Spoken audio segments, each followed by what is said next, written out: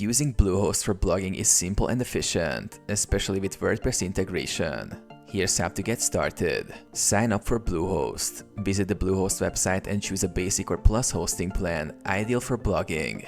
During sign up, you can register a new domain or use an existing one.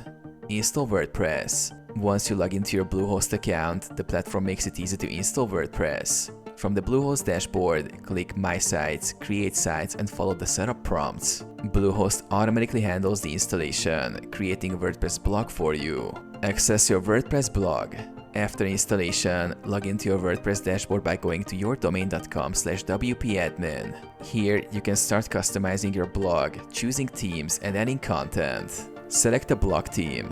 In WordPress, go to Appearance, Themes. Browse the free themes or purchase a premium one to give your blog a unique look. Install blogging plugins. Add essential plugins like Yoast SEO for optimizing your content, Akismet for spam protection, and Jetpack for site performance. Create and publish blog posts. Go to Posts, add new to start writing your blog posts. Add images, videos, and format your content as needed.